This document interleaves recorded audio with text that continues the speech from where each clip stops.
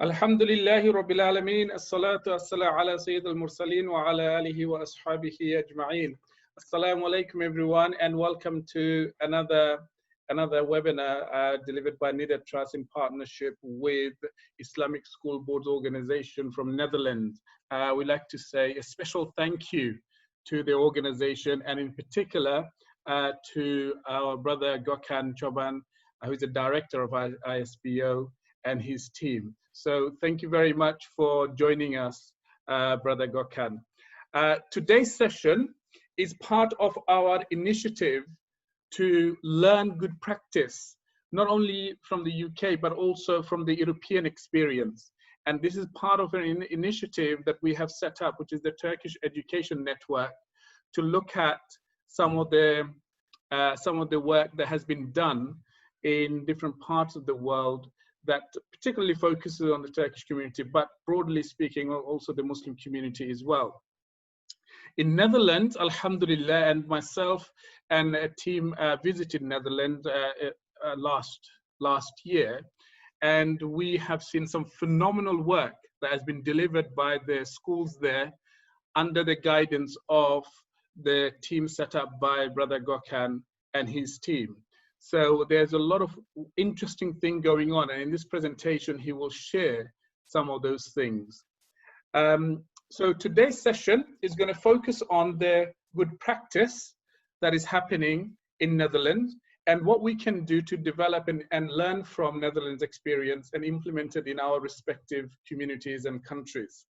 ISBO is an umbrella organization that oversees almost 40 to 45 Islamic schools. And the interesting thing is in Netherlands, a lot of those Islamic schools are actually government funded, and they are big institutions. And it's been in existence for 30 years.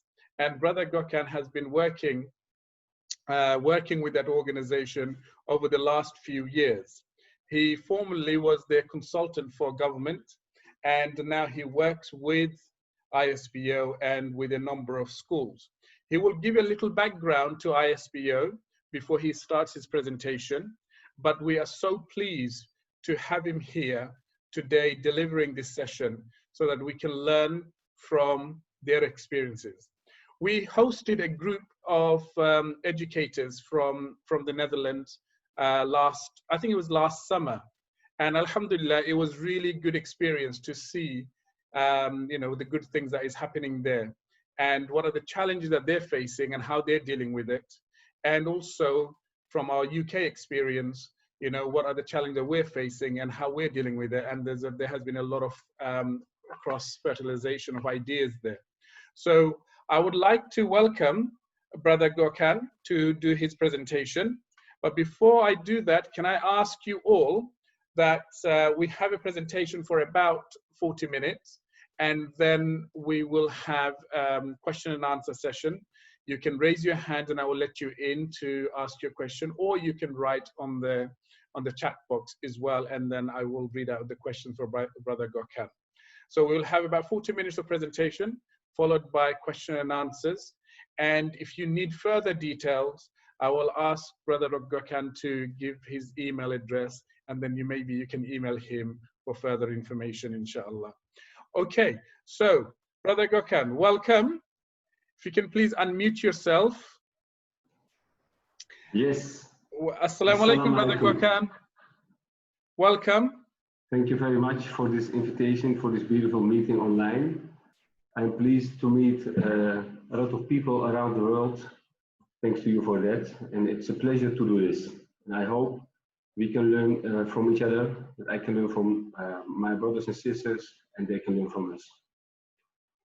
Thank you very much, Brother Gokhan. So if you want to start your presentation, Brother Gokhan, with a quick introduction of yourself as well as the organization, and then inshallah, give us an outline of the fantastic work that you are all doing in Netherlands. Okay. Thank you very much. I will give some introduction, a small introduction about myself, about ISBO. There are some spreadsheets further in this presentation. My name is Gokhan Coban, 42 years old, married, father of one daughter, living already for more than 30 years in the Netherlands. You already told something about my background. In the last 2 or 3 years, I am working for the ISBO and representing the Islamic schools, especially towards to the government and municipality. And the ISBO is the umbrella organization of the Islamic schools. In this presentation, I will give you some information about the next subjects, some introduction about the school system in the Netherlands, our stakeholders and partners, the work of ISBO, the schools, some schools, and I will give you some historical context, what our goals are, our challenges are, and what are our new schools coming up. And I also have some questions for you all. And in each slide, I show some picture of our schools.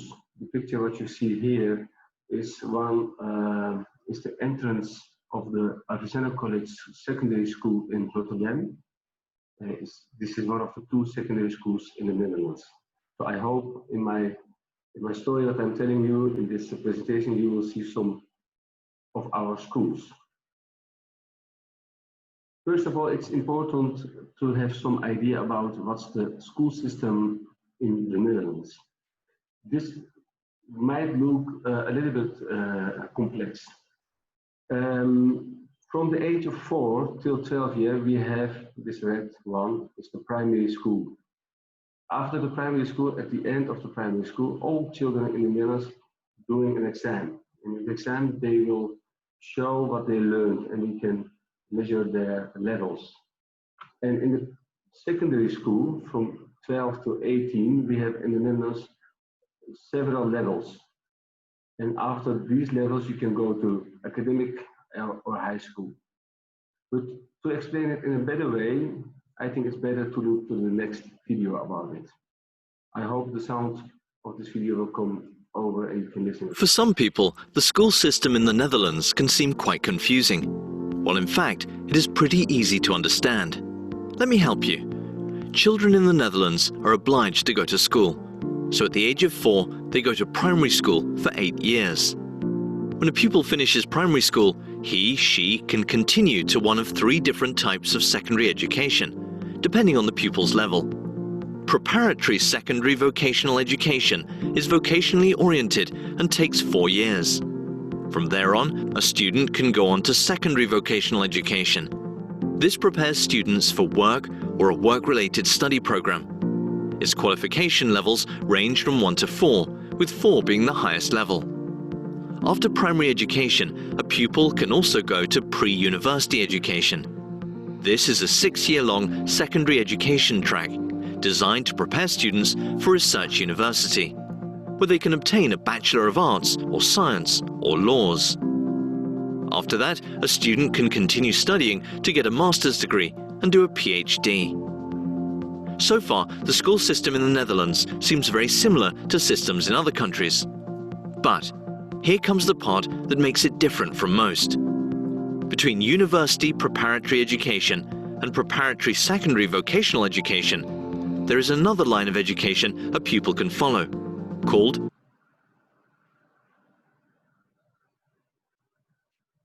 Senior General Secondary Education. This is 5-year-long education that prepares them for studying in higher professional education. Higher professional education is taught at universities of applied sciences. This means that besides theoretical knowledge, the students will get practical, hands-on experience through internships, group work, and so on. A completed first year of higher professional education also grants access to the first year of a bachelor's program at a research university. After a student has received a bachelor's degree, he or she can continue studying and obtain a master's degree. Together, these 8 qualification levels make up the Dutch qualifications framework. The binary education system makes it possible for students to find a higher education program that best suits their skills.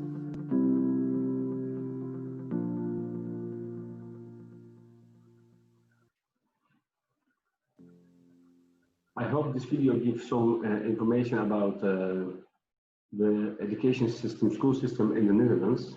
It's quite a little bit complex for people from outside this country, but when you look many times to this video, you will see it's not so very complex.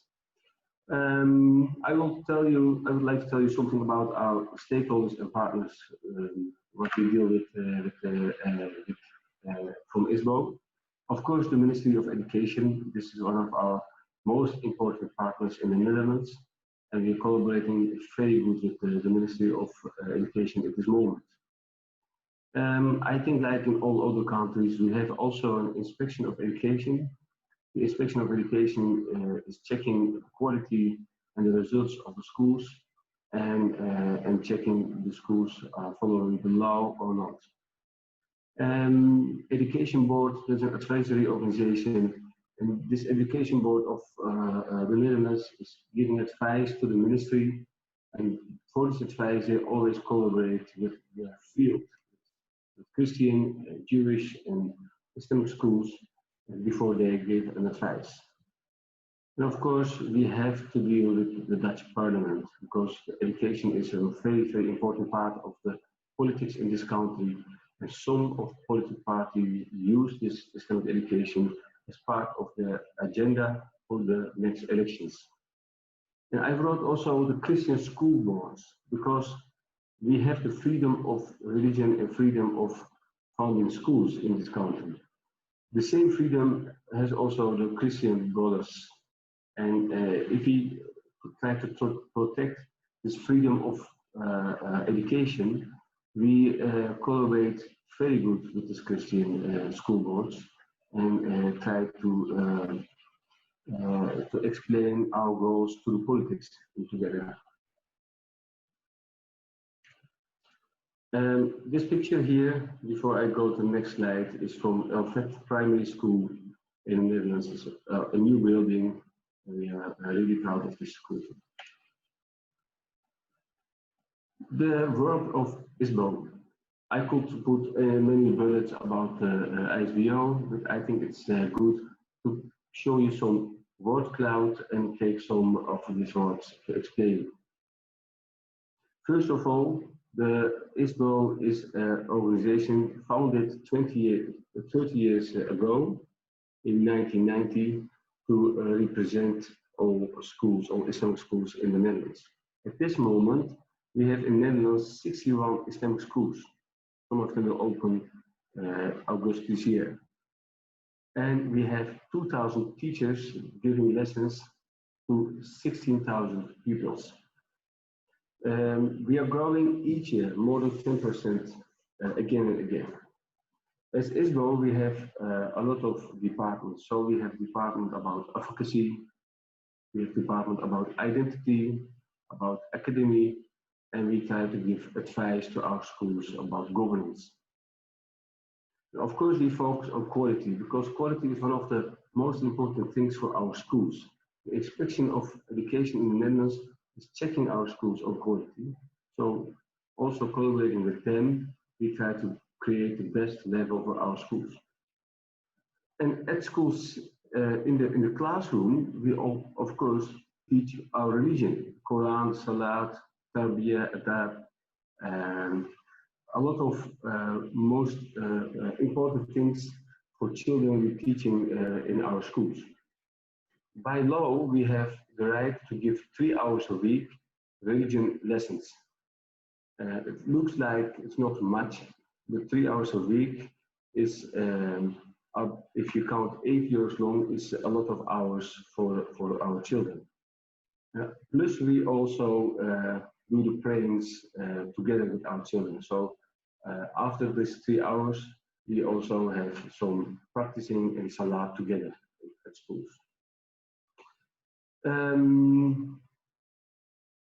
Here you see a picture of a Bible primary school in Schiedam. This is the praying room.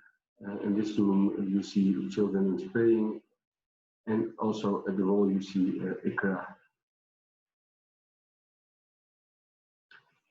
I also already told about representation. We have a new department academy since last year, and because of coronavirus we couldn't start good this year, but I hope inshallah we will have could start in after summertime with our academy. In this academy, we try to teach our teachers, our parents in Islam and in governance. And of course, in a part of our academy's identity and legal representation, we also do from our employees. I show you here some books, but we also making the methods and books. We have a lot of books for our schools, more than 20 books at this moment, and these are some examples of them. And this is the sexual education method, one of the most sold books for our schools. This is a book about the history of our Prophet Muhammad, peace upon him, and these are other books that we are doing from the ISBO. We write them themselves. Most of them is written by our employee Esma Klaassen. Okay, if you look to the Netherlands, we see at this moment, I focus first this moment on this on the primary schools. What we see is we have 6,315 primary schools in the Netherlands. 3,828 is Christian, Catholic, and other Christian religions. It's far away the most part of the schools in the Netherlands. We have also public schools. All of these schools are funded by the government. Public schools have no religion. They educate Christianity and Jewish and Islam together. There are 414 other schools, Hindu schools, Jewish schools, and 61 at this moment Islamic schools. As you see, it's not 0.9% of all schools are Islamic schools. If you look to the population of the Netherlands, that's a lot. We need more schools because 6% of the Netherlands population is Muslim. So we have a lot of possibilities to increase our schools. And as ISBO, we are working on it.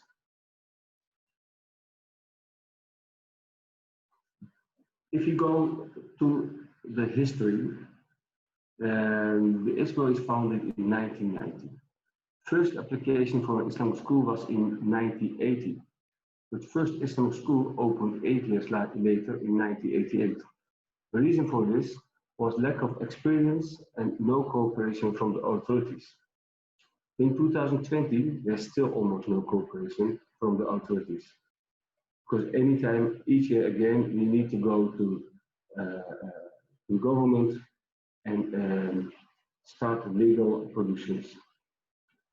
Reason for this Islamic schools in 1988 was need for a more Islamic environment for our children, possibility to fast and pray at schools, clothing regulations.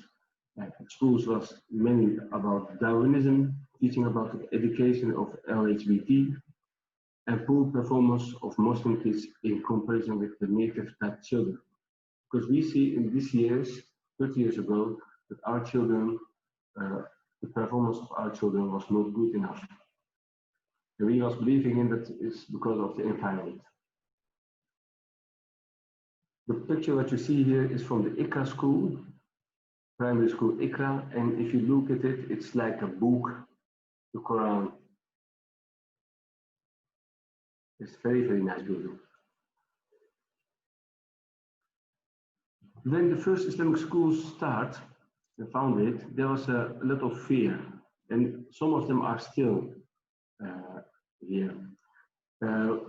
I put 3 of them: isolation and separation instead of integration. Some people in the Netherlands are still thinking that having an Islamic school is isolation and separation. This point didn't change in the last 30 years. Other point is the Muslims would not acculturate the liberal Dutch democratic norms and values. This is a point what we hear especially in the politics. But in the last research of the inspection of education, the conclusion was very, very clear. Our schools are not against the Dutch democratic norms and values. Later in this presentation, I will give you the conclusion of this research of the inspection. And there was a lot of fear about conservative, orthodox, and fundamentalists that they would make use of the schools. I'm happy that no one of these things is true. But on the other side, it was also positive. Many people see this as a sign of emancipation and full participation in the Dutch society, because we are using the Dutch system and Dutch law and possibilities to participate. And from the Muslim society, the schools strengthen pupils' sense of identity, religious and cultural development of our children, and improve the quality of education. Since the start of Islamic education, the quality of education in the Netherlands is getting better and better.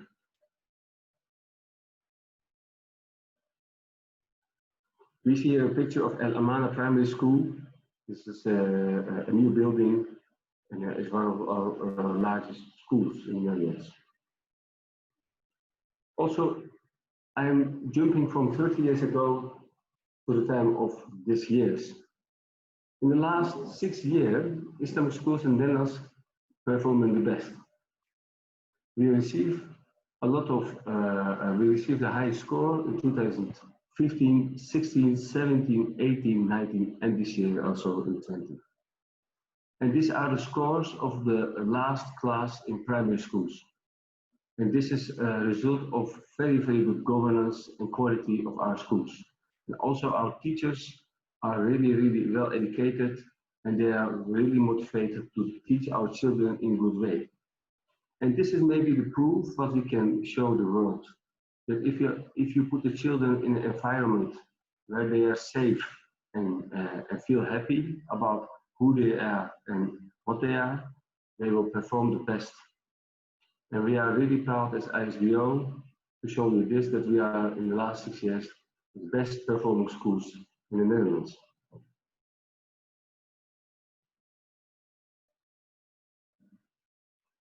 This is our Minister of Education, Arie Slob. In the last year, we had a lot of discussion about Islamic education in the politics and in the media. And after this discussion, Arie Slob, our minister, and the ISBO collaborate together and start a citizenship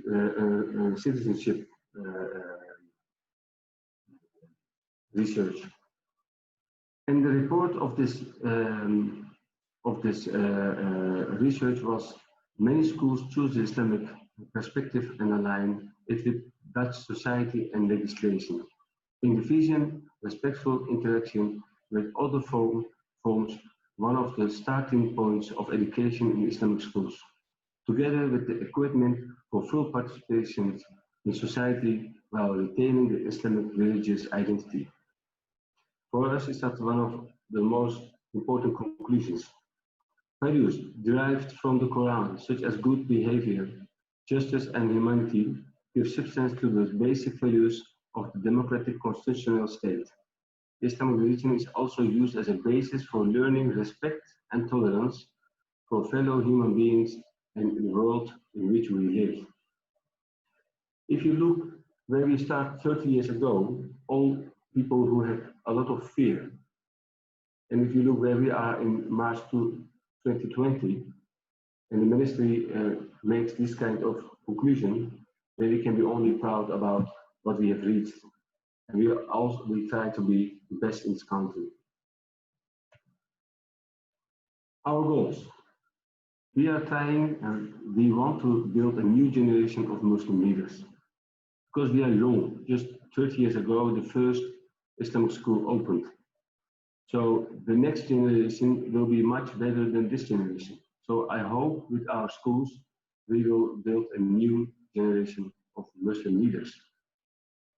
Being and staying the best, because being the best is not so difficult, but staying the best 6 years after each other is a great challenge, I can say. And we want to open more and more schools because there's a big need for these schools. And what we need more, especially in the media, is getting more attention for the good practices of Islamic schools in the media. I think in other countries we will see the same. If one of our Islamic schools have some problems or some issues, it will come easily in the media. But good practices, good results, they will not show easily in the media. So I hope we can work on it and come with our good practices more in the media. Here we see a picture of the new school which we opened last year, School Aisha. And here is the opening of the school.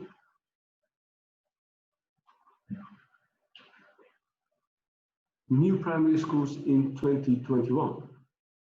Alhamdulillah, we will have next year 6 new schools.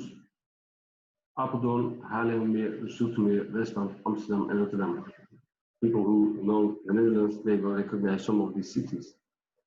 But to open these 6 schools, we need to collaborate and request our schools with application in the last 2 or 3 years. So this is a result of work in the last 2 or 3 years. The picture what you see here, El Habib, is one of the excellent schools in the Netherlands. I am proud to say that we have 2 excellent schools, and there are a few excellent schools in the Netherlands, and 2 of them are Islamic schools. I can say we are really, really proud of them. And brother Fozo and Baba has visited this school last year. If you look to the secondary schools, we have at this moment in Netherlands 2 secondary schools. And it is really, really difficult to open new secondary schools in this country. But after 6 years of applications, finally we will get a new school in The Hague. In the photo, in the picture, what you see here is the picture of the Avicenna College secondary school in Rotterdam. This school is founded 3 years ago and has at this moment more than 1,000 pupils.